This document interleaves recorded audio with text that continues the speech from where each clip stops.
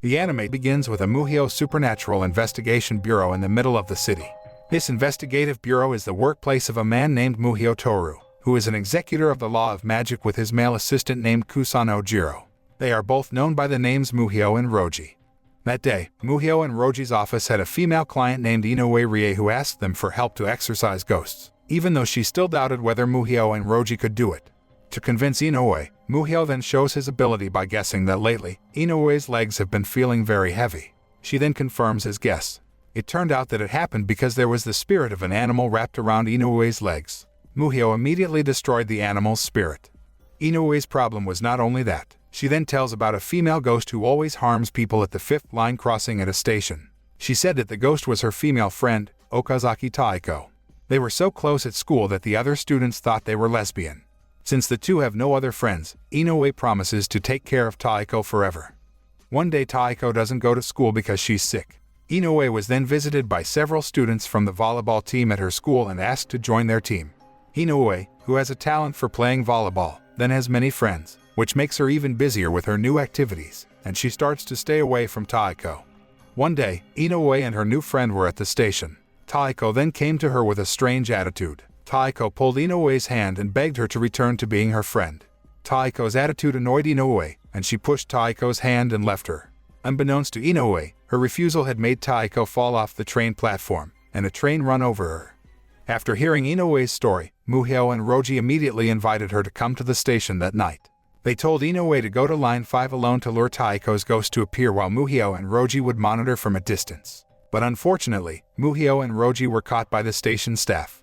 Muhyo then used his magic book to make the two station officers faint. At the same time, Inoue is caught by Taiko's ghost, who looks more like a monster. Muhyo explained that it happened because of the thick ectoplasmic mist so that many spirits were bound and made other spirits unite with Taiko's ghost figure. When Inoue is about to be swallowed by Taiko's ghost, Muhyo immediately activates his magic law book and creates a large face on the floor called Hades' banquet technique. But Hades instead swallowed Taiko and Inoue at the same time. Muhyo explained that Hades only eats ghosts and will vomit the humans. After Inoue came out of Hades' mouth, she instead helped Taiko's ghost and pulled her out of Hades' mouth too. Muhyo tells Inoue that Taiko has committed a crime, so she must go to hell immediately because even Hades won't let her go. Because Hades saw Inoue, who wanted to help Taiko so much that she cried, Hades didn't send her to hell but to the Styx River. 2 days later, Inoue looks happy, and even she wants to meet Muhyo and Roji again to say thank you. However, Muhyo and Roji have a rule that after their mission is complete, they cannot meet their clients again. That day, Inoue came to their office, but they did not want to see her. The scene moves to a mountain at night. There is a boy named Kenji who is looking for a location to test his guts alone and intends to invite 2 of his friends to come to the location the next night. The following day, Kenji accidentally finds a leaflet from the Supernatural Investigation Bureau of Muhyo. He, who doesn't believe in the existence of ghosts, immediately comes there to say that Muhyo and Roji are swindlers. Before Kenji comes home from Muhyo's office, he says that he and his 2 friends will do a test tonight to prove that ghosts don't really exist. The night arrived. Kenji and his 2 friends go to the mountain where there is an old abandoned shrine. Kenji approached the shrine's door and immediately took off the spell paper someone had pasted on the door. He proudly showed the paper to his 2 friends, saying that the ghost did not exist. But when the 3 of them were about to go home, behind them, a ghost figure appeared suddenly, knocking Kenji's 2 friends unconscious. When the ghost was about to swallow Kenji, suddenly, a light came out of his body. It turned out that the light came because of the help of Muhyo, who followed them. Roji tells Kenji that he has freed the evil spirit that drinks human blood. Not even the shaman can destroy the ghost, so they sealed the ghost in the shrine. With all his might, Muhyo fights the ghost using his powerful magic book, so he can catch it to be sent to hell. The next day, Kenji returns to Muhyo's office and brings a female friend named Nana, who wants to be a photographer. Kenji took her there because her photos can always catch ghosts, even though she doesn't believe in ghosts. Muhyo said that Nana has a specialty where she has a natural talent to attract the aura of spirits nearby. But Nana didn't believe Muhyo's words and left immediately. Kenji said that Nana lived alone with her father, a famous photographer. However, her father used a devious method, namely making up ghost photos that he edited to get money. One day Nana and her father had a fight because Nana didn't like it when her father still made up ghost photos as a job. Nana's words made her father angry and he slapped her. The quarrel made Nana say that her father was useless and immediately left the house.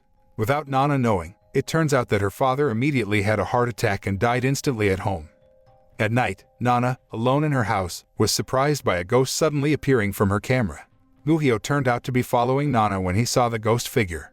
He immediately activated his magic book to punish the spirit by going to hell, but strangely, the punishment attacked Muhyo instead. Muhyo realizes that the spirit has no malicious intent against Nana because the magic law book will strike back if the user sets the wrong law. It turns out that the spirit that emerged from her camera is the spirit of her father, who still has regrets, so he has not been able to go to heaven. Knowing this, Nana immediately embraced her father's spirit and apologized, and at the same time, Muhyo helped Nana's father to cross the Styx River.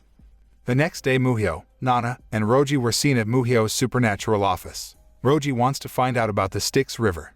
Muhyo said that the Styx River is a gathering place for spirits who have committed minor crimes and are given punishment for crossing the river. But after their evil has been redeemed, their spirits can go to heaven. Hearing this, Nana said she would continue following Muhyo and Roji until she discovered that her father was in heaven. One day Roji received a package from the Magic Law Association containing a pen, magic sealing paper, and a letter asking him to come to the association to do a level-up test so he could become a level 1 assistant.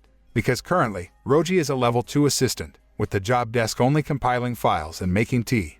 Not long after, Nana came to show her the latest shots. She photographed a ghost figure following a mother and child on a pedestrian bridge. But Muhyo doesn't seem to care about the photo, and it makes Nana feel annoyed that she leaves Muhyo's office.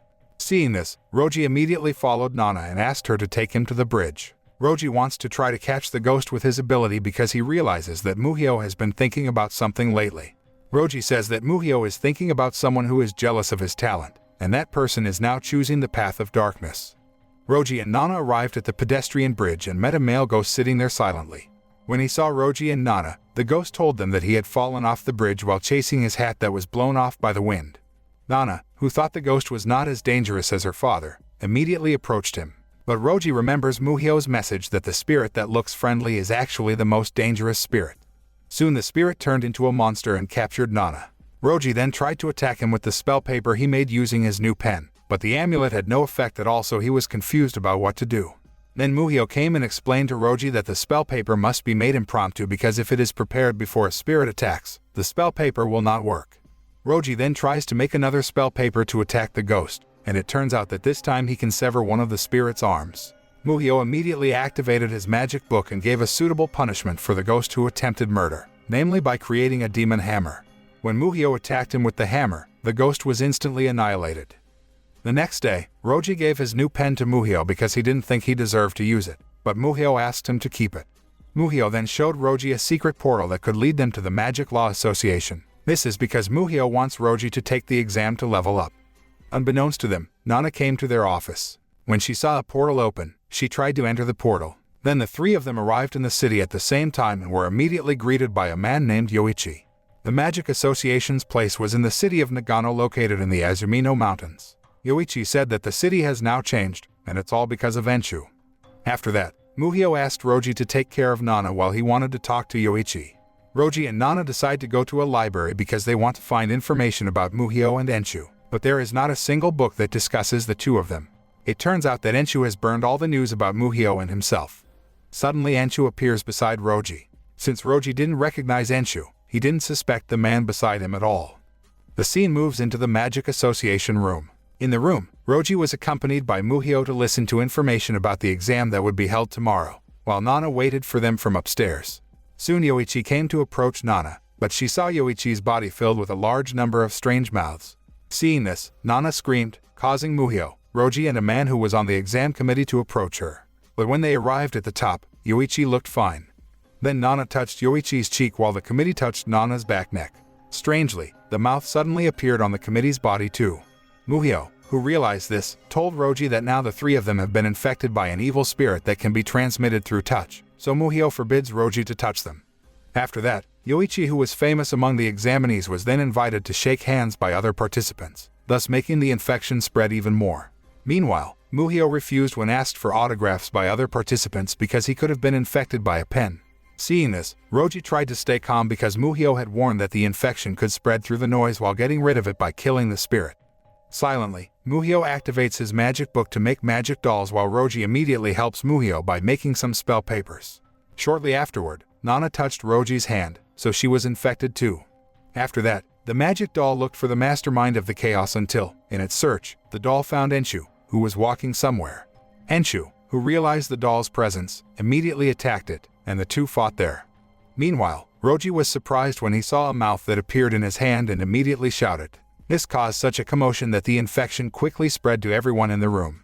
Luckily, the attacking spirit created by Muhyo managed to defeat all the evil spirits in the room so that the mouths disappeared from the bodies of the examinees.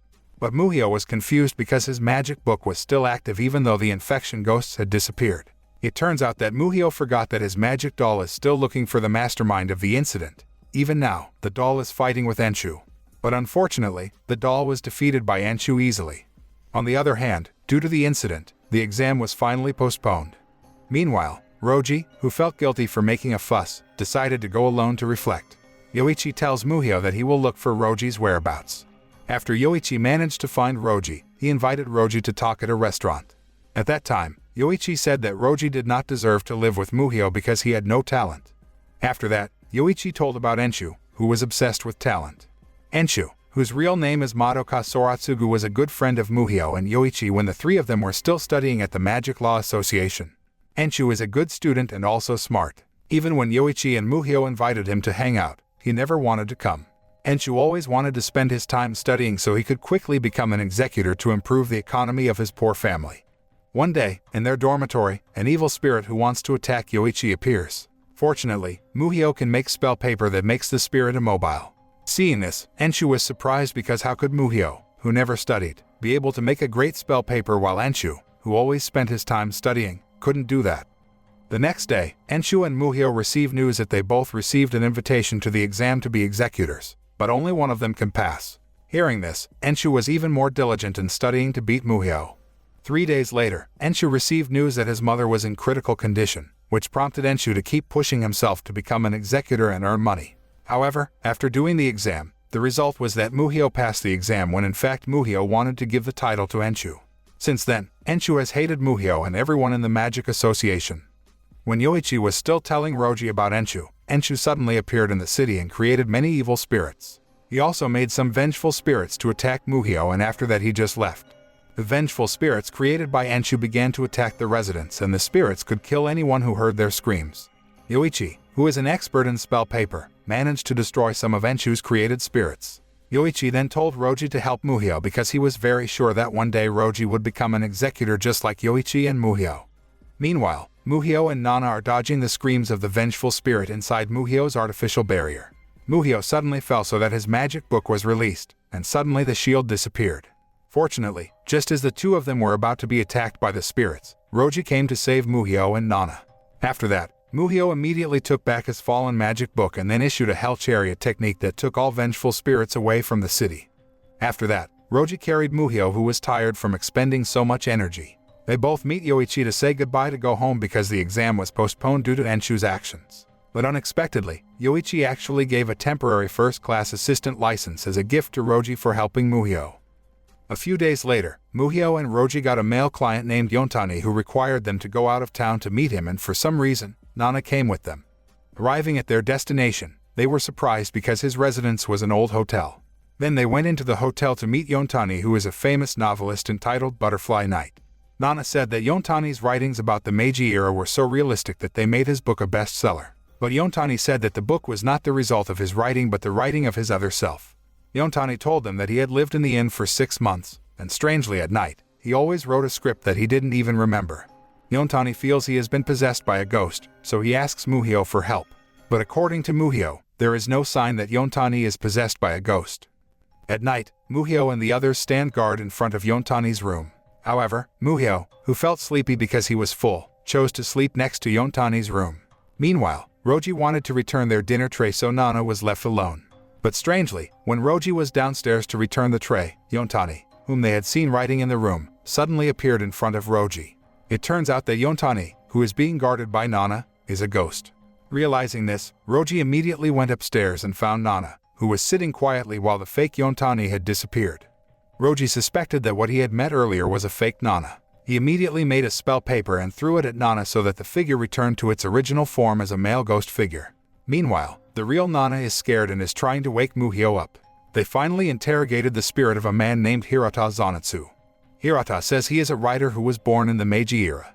While still alive, Hirata suffered from a serious illness until he heard a rumor that there was a hot bath that could prolong one's life. Then he went there, which turned out to be the inn where Yontani currently lives. Meanwhile, Hirata finally chose to stay, but he felt frustrated because he failed to write good writing and thought about ending his life. However, Hirata met a woman named Yuri, who worked at the inn until they fell in love. But fate said otherwise because not long after, Yuri died. Finally, Hirata writes their love story in a book called Night Butterfly. But before finishing the book, Hirata died of his illness.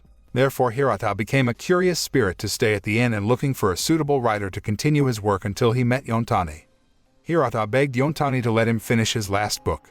Yontani then accepted his request happily, but Muhyo said differently because, according to him, Hirata had committed a crime by imitating other people's faces and getting others killed, so he should be sent to hell.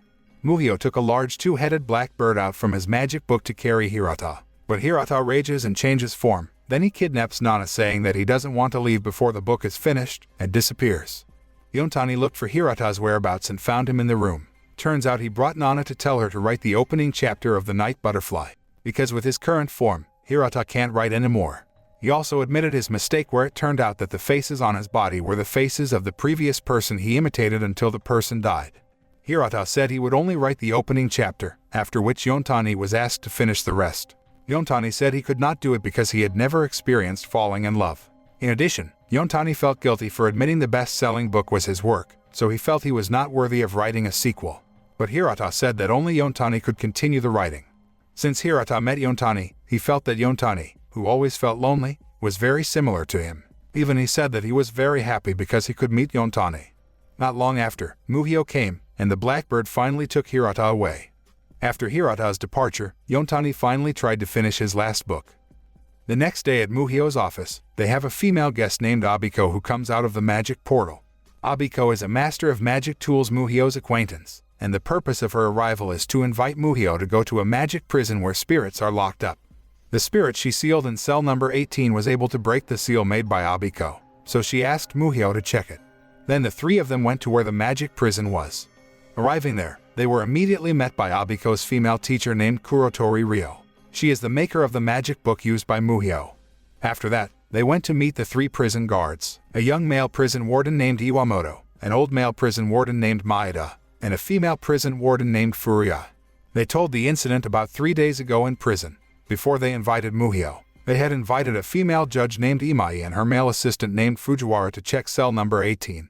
Arriving at the prison room, cell number 18 was already open, so Imai and Fujiwara were scared because they knew what creature had escaped from there. But Fujiwara was caught by the creature, so Imai asked Maeda to evacuate everyone in the prison. Finally, the guards managed to get out, while Imai sacrificed herself to stay in prison to install the sealing spell paper so the creature could not escape. Muhyo then found that the creature had successfully destroyed the spell paper installed by Imai. Muhyo and the others went to the dungeon where the creature was and asked the guards to close the place. Roji asked what ghost figure was locked up in cell number 18, and Ryo replied that the figure was a female ghost named Sophie, known as the Face Ripper. It turned out that at that time Sophie had freed the other ghosts to take their faces. One of the ghosts was raging because his face had been torn off by Sophie. Then Abiko gave Roji a talisman paper which she said was more powerful than other talismans. The ghost immediately attacked, but Abiko managed to create a barrier in time, but unfortunately, the barrier was very weak and could not last long. Then Roji tried to make a restraining talisman, but his spell paper instantly shattered. Ryo said that Roji's talisman paper was very weak, and she offered Roji to use her talisman paper so that Roji managed to immobilize the ghost. Not long after, another ghost appeared, who had also been released by Sophie. Suddenly Abiko fainted due to poison from the ghost named Rain Dog. But when Rain Dog was about to attack, Muhyo managed to create a barrier even though it wouldn't last long because he had to save his energy to face Sophie. Ryo tried to treat Abiko using magic potions, then she gave Roji some more spell papers, but Roji's attack had no effect on Rain Dog. Muhyo was forced to use his magic book to attack Rain Dog. Abiko finally woke up after being treated, then they resumed their journey.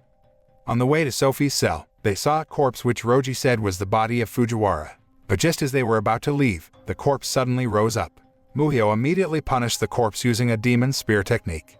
They finally arrived at Sophie's cell, and once they entered, the room looked like a children's room. It turned out that the cell had been designed that way on purpose to calm Sophie down. They continue looking for Sophie, but she is not in her room. They argue that Sophie is currently disguised as someone else after killing and tearing her victim's face. Ryo said maybe Sophie disguised herself as one of the guards or became Imai, whose body has not been found until now. They even suspected that Sophie could have disguised herself as one of the four of them. They then decided to go back upstairs and meet the three guards. But previously, Muhyo forbade them to say what had happened because they would make a scenario that they had succeeded in sealing Sophie to investigate the three guards. The exhausted Muhyo said they had to be careful because Sophie could hide her spirit energy. After that, Muhyo finally fell asleep. After that, Roji and Ryo left while Abiko looked after Muhyo, who was sleeping. Soon there was a scream from someone who turned out to be one of the guards named Furia. She found Judge Imai's body lying in the bathroom. Furia then said that Imai was Sophie. Furia knew Sophie had not been sealed because she had eavesdropped on Muhyo and his friend's conversation. Suddenly that statement caused such a commotion that Iwamoto was frightened and asked Furia to leave. Ryo felt it was too dangerous for them to split up, and he immediately chased after Furia and Iwamoto. Meanwhile, Abiko feels suspicious because Ryo and Roji haven't returned yet until she decides to look for their whereabouts. In a room, Abiko saw a body lying there, which turned out to be Furia's real body. On the other hand, Furia and Iwamoto are still running and planning to go to the dock soon because Iwamoto is very sure that the Imai they left behind is Sophie. Iwamoto said to Furia that they would soon get married and live in the mountains together. But suddenly, Furia stopped her steps and asked if Iwamoto really loved her with a scary face. Then the fake Furia killed Iwamoto, and the incident was witnessed by Ryo and Abiko. Then Sophie changed to her true form and targeted Ryo's beautiful face. On the other hand, Roji, who was looking for Ryo, then met Ryo and Abiko, who were being chased by Sophie. Abiko gave Roji 2 balls, asked him to write a spell, and then threw the ball at Sophie. It turned out that the 2 balls were smoke bombs so they could all escape from Sophie's sight. But Ryo stopped her steps and planned to hold Sophie while Abiko and Roji were asked to wake Muhyo. But Abiko wanted to accompany Ryo, so Roji went alone to Muhyo's room. Arriving at Muhyo's room, it turns out that Imai is also there. Meanwhile, Ryo and Abiko hid in the locker to avoid being chased by Sophie, who was looking for them. Abiko even had time to blame herself because Sophie could be released because of her talisman. But Ryo said that Abiko's talisman was perfect. She said Abiko was a great master of magic tools. But unfortunately, Sophie managed to find their hiding place. Seeing that, Ryo immediately pushed Abiko out so that she was caught by Sophie. Luckily, Roji came and immediately pushed Sophie even though he was finally knocked out by Sophie. When Sophie got up, Imai immediately closed the door, put a seal on the door, and managed to hold Sophie for a while. Imai said that a spirit as strong as Sophie can only be defeated by high-level magic laws. Therefore, Muhyo had to make a contract with Hell so that they would send high-level messengers. Not long after, Sophie was free again. Roji and Imai immediately worked together to make spell paper, but the paper is completely useless. Suddenly, Sophie is in chains. It turns out that the chain is a technique from Muhyo, who has managed to make a high-level contract. Muhyo then shows the result of his contract where he can summon the highest officer from Hell. Meanwhile, Sophie, who doesn't want to be caught, finally breaks the glass and uses the shards to attack Abiko from a distance. Fortunately, Ryo managed to make a shield and save Abiko. Not long after, the highest officer of Hell came and immediately slashed Sophie's body into 2 parts so that the fight against Sophie was over. Muhyo finally lay down because he had used all his strength to make the contract earlier. Imai advised them to immediately go to the Magic Association so that Muhyo could get treatment as soon as possible. But unexpectedly, there was a change in Ryo's face. It turned out that Ryo was just like Enshu, who had learned forbidden magic techniques. After they learned about Ryo's changes, she immediately cast fire magic to kill Muhyo. Seeing Ryo was on the path of darkness, Abiko tried to wake her up. At that time, Ryo admitted that she had released the seal in prison so that Sophie and the other spirits could be released. Then Ryo attacked them again and made Imai almost fall. Imai immediately ordered the others to flee from that place while she would save Maeda. But just as they were all about to escape, Ryo burned the entire building and created an evil spirit to chase Roji and his friends. Luckily, they were all able to save themselves from the fire. Not long after, Yoichi came at the right time so he could help them beat the evil spirit.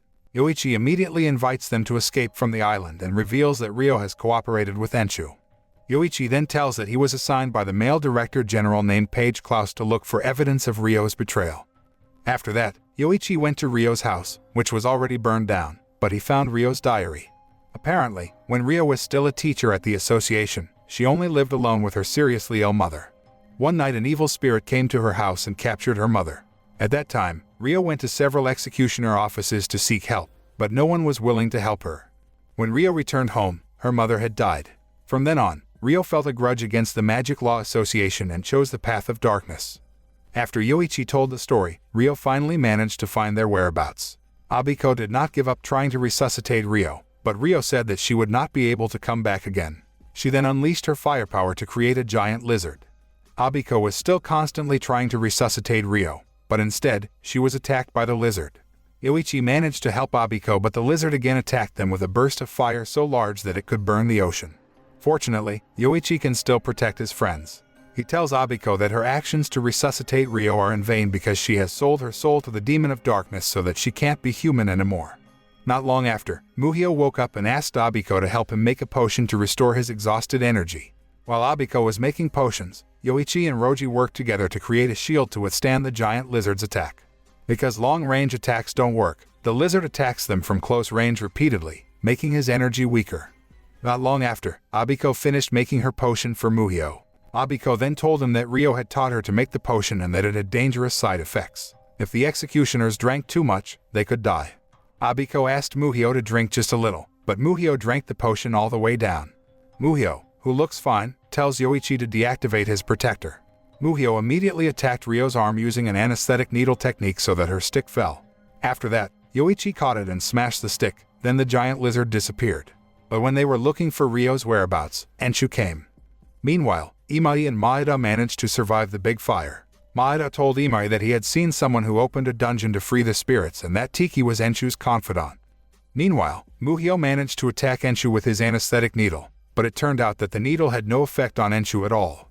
Muhyo also said that he knows why his needle doesn't work on him because the needle only works on humans like Ryo, while Enshu's body is no longer human. At the same time, Tiki was opening a magic prison and manages to free the evil spirits trapped there. All the spirits merged into one, creating a giant creature that headed straight for Enshu's place. Enshu ordered the monster to swallow Muhyo and Roji. While in the monster's stomach, Roji woke up from his stupor and heard the words of the spirits that they would imprison and lock Roji and Muhyo until they both became spirits just like them. Not long after, Muhyo also woke up from his stupor and intended to use his magic law book. Muhyo asked Roji to make a shield so that both of them would not be attacked by his magic book.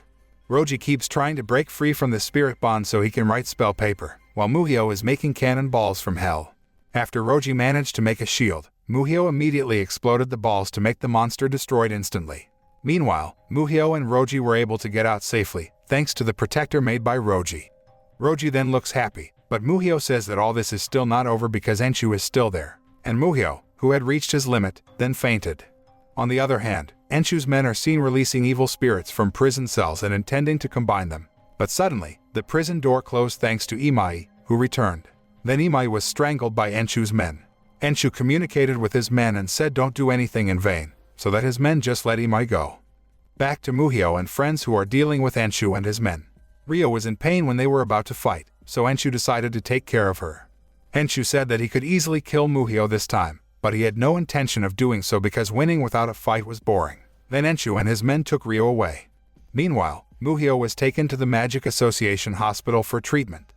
Not long after, there was a commotion because Muhyo suddenly got up and punched Paige in the face. Yoichi said that Paige was Muhyo's executor and teacher. Paige said the purpose of his arrival was because he received word that the users of the forbidden magic laws had begun to cooperate. They even sent small leaflets containing information about the person they would kill. Paige showed them some of the leaflets. There were even the names of Muhyo, Roji, Yoichi, Abiko, and Imai. He tells that in the Enshu army, there is the most dangerous user of the forbidden magic law named Tiki. Tiki is an immortal figure because since 800 years ago, he was always involved when there was a riot among the users of the magic law. That's why Paige said that the association will not remain silent because they have ordered a cleanup operation of criminals. Not long after, 3 small children who were dressed as Abiko turned out to be Abiko's students. After that, Paige left, saying that Enshu and Muhyo were his unruly students. A few days later, Muhyo was allowed to leave the treatment room. Muhyo and Roji intend to return to their office and part with Yoichi and Abiko. The moral that can be learned from this anime is that failure is not the end of everything, so there is no need to despair, let alone make that failure as revenge on others who are considered successful.